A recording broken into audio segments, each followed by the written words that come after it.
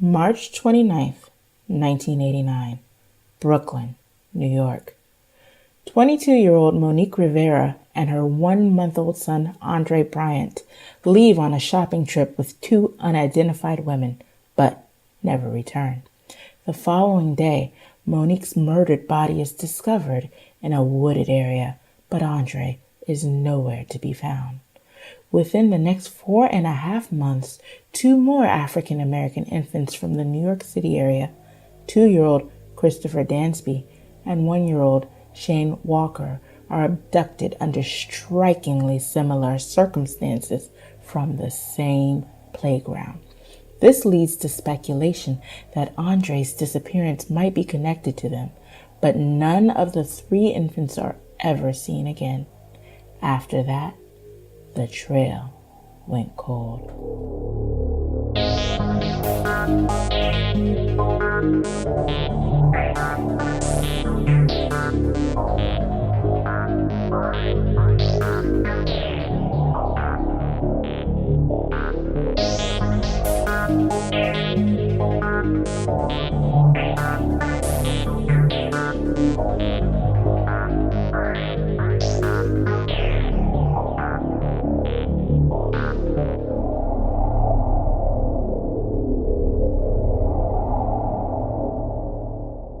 Hello everyone, and welcome to our latest episode of The Trail Went Cold. I'm your host Robin Warder, and today we'll be covering 3 different missing children's cases from 1989 where the victims are all infants: Andre Bryant, Christopher Dansby, and Shane Walker. That voice you just heard narrating our opening was Cecily Cooper, the latest winner of our podcast's monthly listener voiceover contest, and she did a tremendous job, so thank you very much, Cecily. If you would like to enter this contest, I will be providing more details about how to do so at the end of this episode. Anyway, cases in which babies are abducted are incredibly heartbreaking, but this is a pretty unique story in that it involves 3 different African-American children from New York City who all went missing within 4.5 months of each other. Not only that, but the mother of the first child, Andre Bryant, was also murdered when he disappeared, and the 2 other children, Christopher Dansby and Shane Walker, went missing from the exact same playground under such strikingly similar circumstances that you have to feel there's a connection. The story was originally suggested to me last year from a listener named Christina. In fact, she originally requested I cover the Christopher Dansby case, but once I looked into it, I was surprised to learn that his disappearance was only one piece of a much larger story involving the abduction of multiple infants. It's still up for debate whether the disappearances of Andre, Christopher, and Shane are all connected, but regardless, they all deserve to have their stories told. The one silver lining with cases involving missing infants is that more often than not, they are abducted because someone out there wanted a child to raise as their own. So there is a chance that all 3 of these victims may still be alive somewhere, living normal adult lives today, completely unaware that they were stolen from their real families. Anyway, before we get started, just a quick reminder that The Trail Went Cold is a weekly podcast, which is currently available for download on several platforms, including iTunes, Stitcher, and Google Play Music. So if you like this podcast, be sure to subscribe to it, and please leave us a rating or review on any of those sites to help spread the word. The Trail Went Cold also has its own PayPal account and a donate button on the website. If there's anyone out there who wants to make a donation, we would greatly appreciate it, and we'll be sure to give you a shout out on a future episode. So with all that out of the way, let us now delve into the unsolved disappearances of Andre Bryant, Christopher Dansby, and Shane Walker.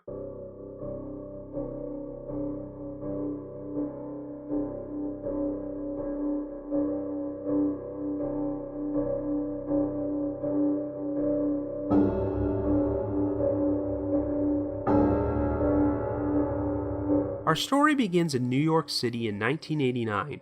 One of our victims is 22-year-old Monique Rivera, an African-American woman who lives in the Bushwick neighborhood of Brooklyn with her boyfriend Timothy Bryant and their 3 children. The couple's youngest child, Andre, is just under 6 weeks old, and he has 2 older brothers.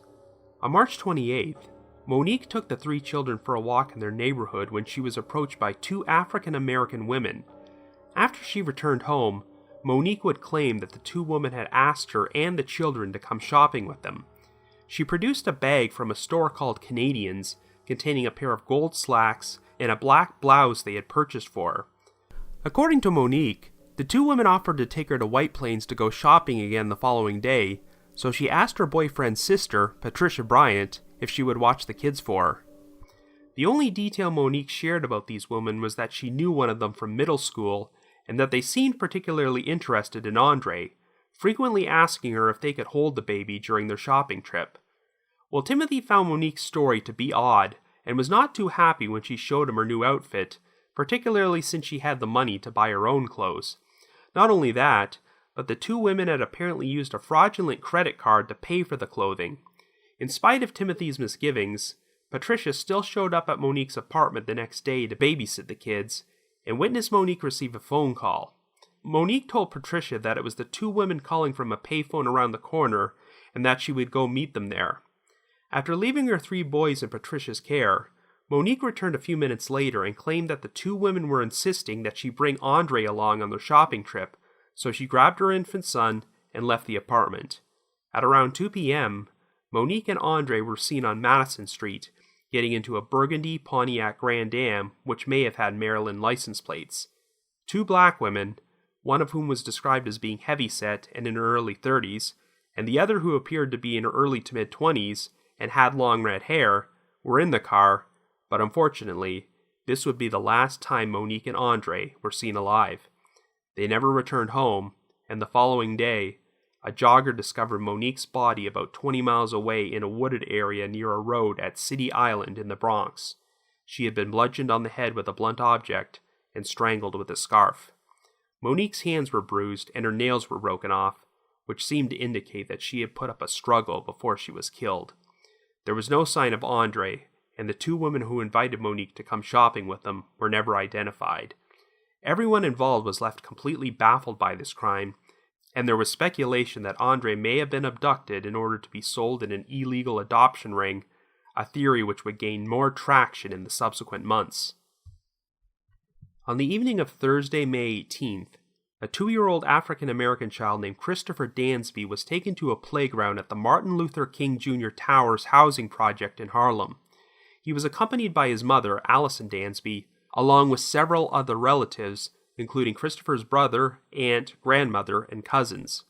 While they were there, Allison needed to go to a nearby store to buy food, and since she did not bring Christopher's stroller, she asked his other relatives to watch over him. She returned sometime around 7 p.m., but was surprised to discover that Christopher was nowhere in sight. When Allison asked her mother where Christopher was, she said they had last seen him playing with a red ball with an older girl and boy. Well, Christopher did not own a red ball or bring one with him, and there was no sign of the ball or these other two children anywhere in the park. When Christopher could not be found, he was quickly reported missing.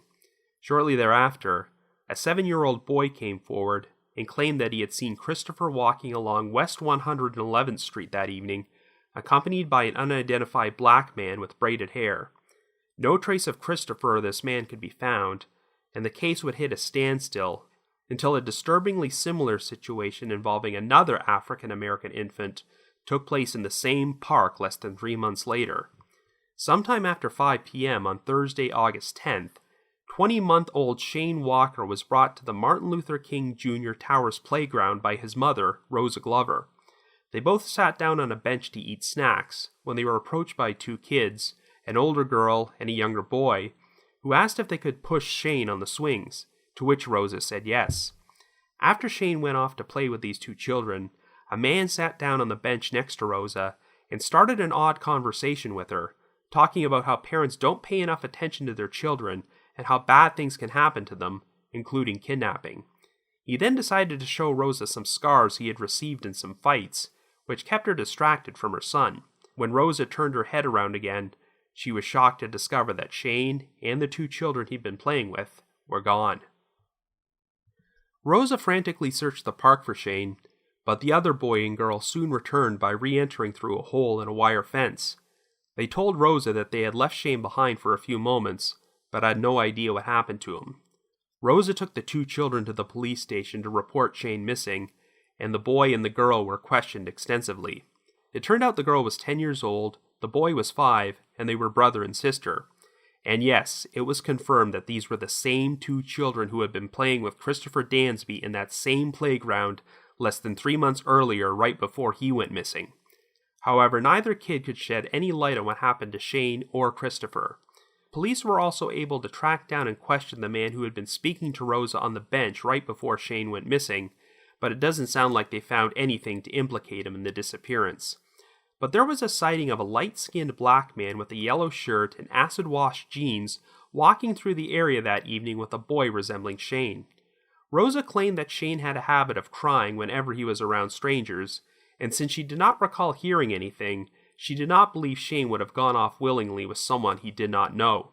A few days later, Rosa received an anonymous phone call from someone who claimed her son was buried in an abandoned building, but police never found any evidence to substantiate this lead. At the time, Rosa was a single mother, and Shane's father did not live with them, but he was investigated and ruled out as a suspect. An interesting development took place in 1997 when Rosa was awarded $10,000 in death benefits as part of a life insurance policy she had on Shane, even though there was no conclusive proof Shane was dead. Police became suspicious when they learned that Rosa had taken out this policy on her son less than 2 weeks before he went missing, something they did not know at the time. In addition, Rosa attempted to collect on the policy only 7 weeks after Shane disappeared, though she claimed she only did so after the man who sold her the policy suggested it to her. In Rosa's defense, she had purchased the policy right before she took Shane on a plane trip to Florida, so it seemed like the timing of the whole thing was nothing more than an odd coincidence. Rosa would make an appearance on the Montel Williams show, where the notorious so-called quote-unquote psychic Sylvia Browne told Rosa that she had a vision that Shane was still alive, being well taken care of, and learning how to play the piano. Needless to say, I'd say this lead can probably be discounted on account of it being provided by Sylvia Browne. However, investigators cannot overlook just how similar the circumstances were in the disappearances of Shane and Christopher. They had both gone missing from the same playground in the early evening hours on a Thursday night after last being seen with the exact same two children. In addition, Shane and Christopher both happened to live in the same apartment building in the same housing project. All 1,800 apartments in the Martin Luther King Jr. Towers were searched by police a total of 3 times, but they failed to uncover any sign of the two missing children. Because of this, the playground they disappeared from wound up earning the nickname Poltergeist Park. It's also worth noting that the two families did have a slight connection to one another, as a decade beforehand, Rosa Glover's niece apparently had a falling out with Allison Dansby's sister over a guy. While the circumstances behind Andre Bryant's disappearance were different, and also happened to involve the murder of his mother, investigators couldn't help but wonder if it was also connected to Shane and Christopher's cases, as 3 African-American infants from the New York City area had gone missing in a span of just 4.5 months. While theories were pushed forward that all 3 children were abducted by a black market baby selling ring, private adoption agencies from the area had a hard time believing it. While they did not discount the possibility that there might have been an underground black market for white babies, they claimed there was a large number of African-American babies who were available to be adopted legally at that time. As the years have passed, Andre's father, Timothy, continues to believe his son was sold on the black market. However, in 2017, Monique Rivera's sister, Simone, gave an interview in which she stated that she believed Monique's murder and Andre's disappearance were the result of something a lot more personal. Interestingly enough, only a few months after this interview, Simone had an unsettling incident in which she was walking down the street with her 2 sons when they passed by an unidentified man who suddenly grabbed her arm. Simone hit the man with her cell phone and ran away with her children, but she couldn't help but wonder if the incident might have been connected to her recent attempt to get her sister's case back into the spotlight. But unfortunately, there has still been no trace of any of these 3 missing children in nearly 30 years, and the murder of Monique Rivera remains unsolved. So I guess you could say, the trail went cold.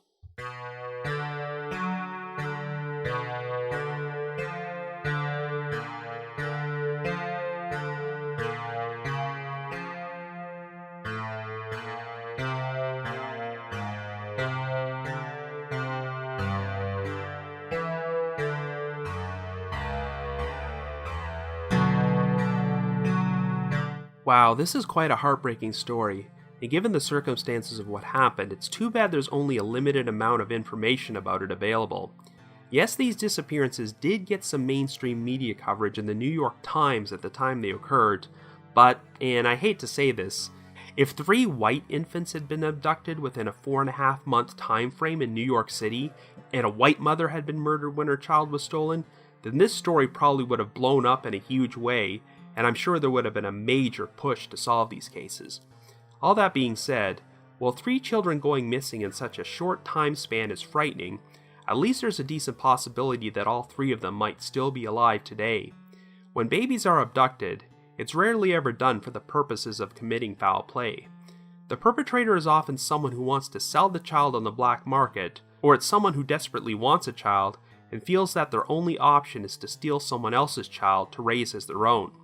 But the good news is that when these abducted children grow up and become adults under their new identities, they sometimes become suspicious that the person who raised them might not actually be the real parent, and they eventually wind up uncovering the real truth. A recent example of this is the story of Kamaya Mobley, an African-American child who was abducted only hours after she was born from a Jacksonville, Florida hospital in 1998 by a woman disguised as a nurse. Well, last year, Kamaya, who had recently turned 18, was discovered to be alive and living under a false name with the woman who abducted and raised her. After DNA testing confirmed her true identity, she was reunited with her biological parents. One of the most famous examples of this type of story involved another African-American baby who went missing from New York City 2 years before the children in today's episode. In August of 1987, only 19 days after she was born, Carlina White was abducted from a Harlem hospital, but once again, after Carlina became an adult, she came to realize that the woman raising her was not her real mother and that she was living under a false identity. DNA testing eventually confirmed she was Carlina White, and she reunited with her real parents. So we can't rule out the possibility that the same scenario could occur someday with Andre, Christopher, or Shane. Now, after examining each of these stories, I think there's a decent possibility that Christopher and Shane's disappearances might be linked, but I'm inclined to think Andre's is not, as the circumstances of his disappearance are a lot different. The 2 other cases took place at the same location in Harlem, whereas Andre's story took place in Brooklyn and involved a murder, so I'm going to start by examining what happened there. While there are a number of cases where people have abducted a newborn infant in order to raise the child as their own, it's very rare that they would go to the extreme length of murdering the child's biological parent. As you might recall, last August, I released an episode about the 1930 disappearance of a 2-year-old girl named Mary Agnes Maroney. Even though these 2 cases took place nearly 60 years apart, there are a surprising number of similarities between what happened with Mary Agnes and Andre. Mary Agnes' story took place during the Great Depression while her family was living in poverty, and her abductor disguised herself as a social worker. Much like in Andre's case, the perpetrator earned the mother's trust by buying her clothing and then returned the following day and offered to take the child shopping, which is when she was abducted. However, because there was murder involved, the circumstances of Andre's disappearance are a lot more sinister. It's one thing to convince a desperate mother to allow her child to go on a shopping trip with a stranger during the Depression-era world of 1930, as this was a time when parents were far less aware of the potential dangers. But you might be wondering why Monique Rivera did not immediately become suspicious when these 2 women insisted she bring Andre along on their shopping trip, even though there was no reason for him to be there, and they did not ask Monique to bring her other 2 children along. It's also very bizarre that these women apparently bought Monique some clothing with a fraudulent credit card, and she did not seem very perturbed about it, even though her boyfriend was unhappy. Well, before you become too critical of Monique's choices, she did say she knew one of these children from middle school, though Monique never actually identified her. It would be one thing if 2 complete strangers approached Monique in the street, took her shopping to buy clothes, and then insisted she bring her newborn child along with her the following day.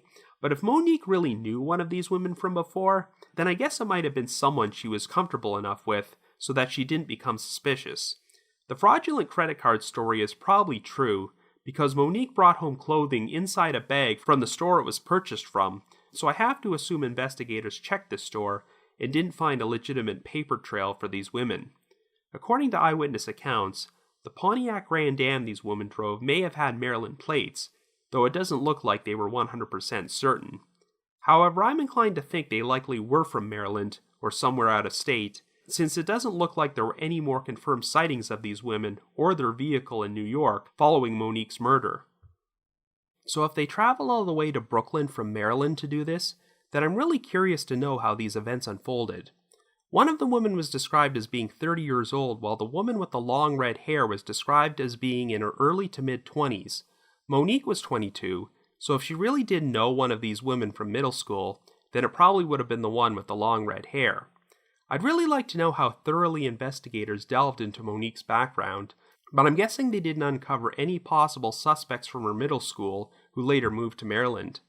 The way Monique told the story, these two women just approached her on the street, offered to take her shopping, took a major shine to Andre, and then insisted she take Andre along on their shopping trip the following day. So did these women always have their designs on abducting Andre from the very beginning? Or did they come up with the idea that they wanted to do this after spending some time with the boy? Well, it seems likely they had something sinister in mind from the outset, because I can't think of any other reason why they would just randomly decide to take Monique on a shopping trip and buy her clothes, unless this was all part of a larger plan. The fact that they called Monique on a payphone around the corner and asked her to come meet them, rather than walk up to her apartment door, indicates to me that they were being careful not to be seen. So by that point, I'm pretty certain they already knew they were going to murder Monique and abduct Andre. But it's such a sadistic, cold-blooded crime that you have to wonder why Monique was targeted. I'm inclined to agree with Monique's sister's belief that the crime was personal. If one simply wanted to abduct a child to sell on the black market, there are other ways to do so without harming the mother. The fact that Monique was bludgeoned and strangled to death seems to indicate there was a lot of rage involved.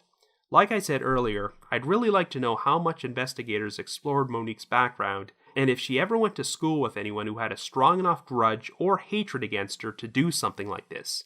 But then again, if Monique knew anybody like that from school, why would she have agreed to go shopping with her in the first place? It's possible that the mastermind behind this whole thing was the 30-year-old heavyset woman. Even though she may not have known Monique personally, perhaps her younger red-haired companion did, and had found out Monique recently gave birth to a child. If the 30-year-old woman wanted a child of her own to raise, perhaps the red-haired woman thought Monique would make an ideal target. Or if the red-haired woman wanted a child of her own to raise, she enlisted the older woman to help her abduct Andre and murder his mother. It's bad enough when someone steals another person's child to raise as their own, but when they go so far as to commit murder in order to do so, that indicates a very disturbed, unstable person, and it's terrifying to think Andre may have been raised by someone like that. Overall, I do not think Andre's disappearance has any connection to the other two cases from this episode, but considering all the pain they've caused for the families of Andre and Monique, the perpetrators definitely need to be brought to justice.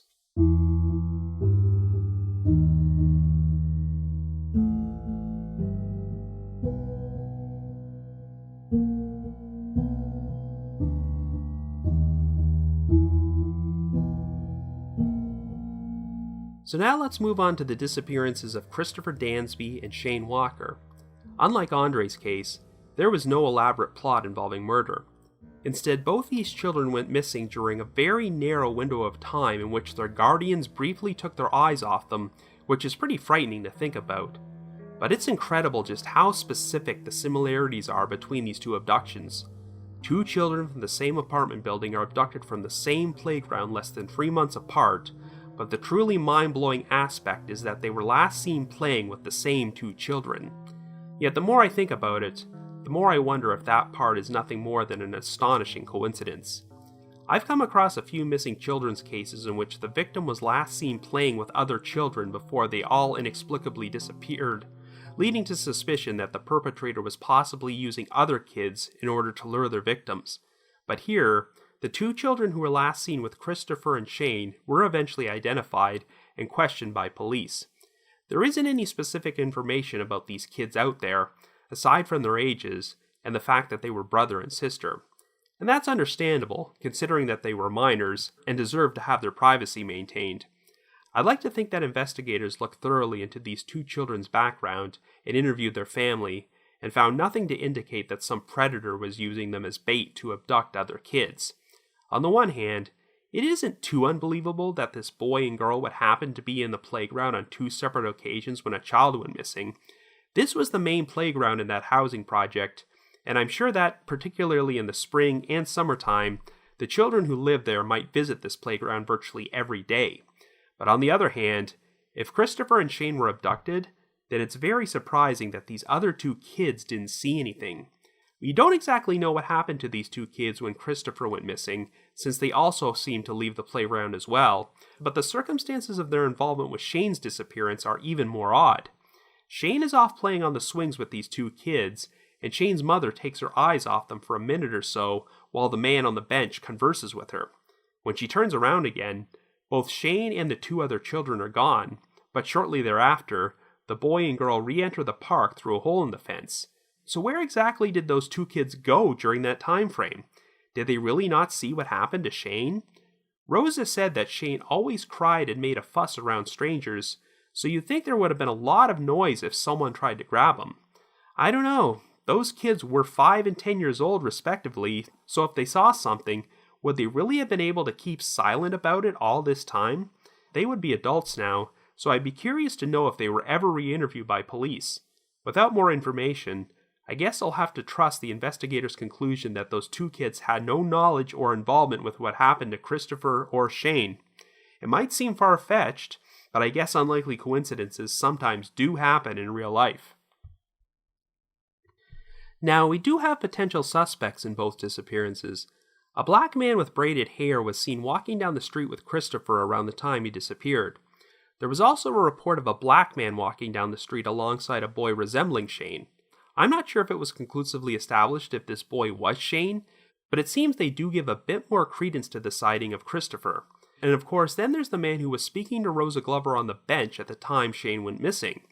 There isn't a lot of information about this man except that he had some scars. I know police questioned him and didn't find any evidence to suggest he might be involved in what happened to Christopher or Shane, but I can't get over the fact that he was apparently talking about children being kidnapped and parents not paying enough attention to their kids at the exact same moment Shane may have been kidnapped. Granted, the conversation took place in the same playground where another child had gone missing just a few months earlier, so I guess talking about these subjects wouldn't be too out of the ordinary, but still, what are the odds that Shane would be abducted while a conversation like this was taking place? It's yet another massive coincidence, and when you couple in the second massive coincidence of Christopher and Shane playing with the same two children, then it's easy to see why one would think something very sketchy was going on here. But once again, police didn't find anything incriminating about the man on the bench or the two kids, so I can only assume they have their reasons for thinking that. And speaking of coincidences, I should address the fact that Shane's mother took out an insurance policy on him less than 2 weeks before he disappeared. Yes, Rosa claims she did it because they were going on a plane trip, and it was just coincidental timing that he went missing such a short time later. Yes, that sounds like massive coincidence number 3, which just seems like way too much for this story, but I have a hard time believing Rosa had any involvement with what happened. Rosa had an independent eyewitness, the man on the bench, who verified that he was talking to her during the entire time period Shane went missing, and it sounds like the other two kids on the playground backed up her story that they took Shane over to the swings to play with him. And at the time, no one knew yet that these same two kids had been playing with Christopher before he vanished. Unless Rosa somehow orchestrated a grand conspiracy where she convinced a man and two kids who happened to be connected to another missing children's case to lie to police in order to help her fabricate a story about her son's disappearance, then I don't have any reason to believe she's not telling the truth. In fact, while I was working on this very episode, WABC-TV in New York put together an updated news segment in which Rosa revisited the playground for the first time ever, and she got pretty emotional about the experience. So if Christopher and Shane were abducted, what was the motive? Well, it could have been the work of a predator, but given their very young ages, the most prominent theory is that they were abducted to be sold as part of some sort of black market baby selling ring. Well, it does seem like there was something more personal involved in Andre Bryant's disappearance. The illegal adoption theory does seem fairly plausible here, and Christopher and Shane may have been chosen at random. I know that when New York's private adoption agencies were consulted about this back in 1989, they had a hard time buying this theory due to the large number of African American babies they had available for legitimate adoption at that time. Back then, and even today, it costs less money to adopt an African American baby than a white one, so would there really have been a big enough market to abduct and sell children like Christopher and Shane? Well, the problem is that even if there were a lot of infants available for legitimate adoption at the time, that doesn't necessarily mean that everyone who wanted a baby would have been eligible to adopt one. A private adoption agency would have to run background checks on all prospective parents, and if there was something in their background, such as a criminal history, to suggest they were unfit to adopt, then these prospective parents might feel their only options are to abduct a child or purchase one on the black market. I hate to say this, but while it seems brazen to abduct two different children from the same location for the purposes of something like this, a playground in a Harlem housing project might look like an ideal target, because missing children's cases from an area like that will not receive the same attention from the media and the police compared to, say, the abduction of two different white children from the same playground in the suburbs. Looking through the archives, it looks like Christopher's disappearance got virtually no media coverage at all when it originally took place, and his case only started garnering attention once a second child disappeared from the same location a few months later. If I had to pick a theory for what happened here, I'd say the most likely explanation is that Christopher and Shane were both abducted by someone who wanted to illegally adopt them to prospective parents on the black market. I'm not sure either of those boys were specifically targeted, as they may have just been in the wrong place at the wrong time. Whoever did this was probably an opportunist that saw an opening in which they realized these boys were not being watched closely by adults and decided it would be the right moment to grab them. But I'll concede that I want to go with the illegal adoption theory for my own peace of mind. Yes, it is terrible that these children could have been stolen from their parents for the past 3 decades, but at least that would mean they were raised into adulthood by someone and could still be alive today, which is far preferable to the idea of them being kidnapped by a predator who did them harm. In Andre Bryant's case, there was a brutal murder involved, but on the surface, it seems like abducting him was the motive for said murder, so I can only hope he is still alive as well. Since Andre was just over 1 month old when he went missing, he obviously wouldn't have any memory of his past life. Now, in the previous cases I mentioned involving the disappearances and eventual recovery of Kamaya Mobley and Carlina White, both of them were in their late teens, early 20s when they discovered their true identities, which is around the time when an abducted child might start figuring out something is wrong. This happens because they reach an age where they require important documents like a birth certificate and become suspicious when their so-called parent cannot provide any legal documentation to prove they are their child. Andre, Christopher, and Shane would be in their late 20s, early 30s by now, which is past the age when this type of situation would normally happen, so I don't want to take that as a sign that they're no longer with us. However, if you have any information about the disappearances of Andre Bryant, Christopher Dansby, and Shane Walker, along with the unsolved murder of Monique Rivera, or if you're listening to this and you think you might actually be Andre, Christopher, or Shane, please contact Crime Stoppers at 1-800-577-TIPS. That's 1-800-577-8477. Anyway, another special thanks to Cecily Cooper for doing such a great job at narrating our opening. Like I mentioned in the intro, this has become a popular recurring monthly contest for our listeners. If you've already entered this contest before, you are automatically eligible for my next random drawing, so you don't have to do anything. But if you want to enter the contest and haven't done so yet, all you have to do is send me an email under the subject line Trail Went Cold Contest, naming the one unsolved cold case you would most like to see covered on this podcast. So once again, send me an email under the subject line Trail Went Cold Contest to robin.warder@icloud.com. That's robin.warder@icloud.com. Just wanted to give another shout out to my supporters at the Unsolved Mysteries message board at the Sitcoms Online forum and the Unresolved Mysteries subreddit. We also have a new donation this week from one of our listeners, Sheldon, so thank you very much, Sheldon. I need to provide my thanks to McGill Foote, who edits and assembles this podcast together for me, and Vince Nitro, who composes our eerie music score. If you haven't already, you can like us on Facebook, follow us on Twitter, or leave us a rating or review on iTunes, Stitcher, or Google Play Music. We also have a Facebook discussion group, so if you feel like discussing the podcast or the cases we feature with myself and your fellow listeners, feel free to join at any time, and I'll approve your entry into the group ASAP. I also wanted to mention again that I will be representing the Trail Went Cold by appearing on Podcast Row at CrimeCon, which is being held at the Gaylord Opryland Hotel in Nashville from May 4th to the 6th. I met some of you fine folks at CrimeCon last year, and I would love to have the opportunity to meet more of you folks at this year's event. So if you're planning to attend CrimeCon and need to purchase tickets to the event, you can receive a 10% discount by using our podcast promo code. Just visit crimecon.com and get 10% off by entering the promo code TTWC. That's TTWC.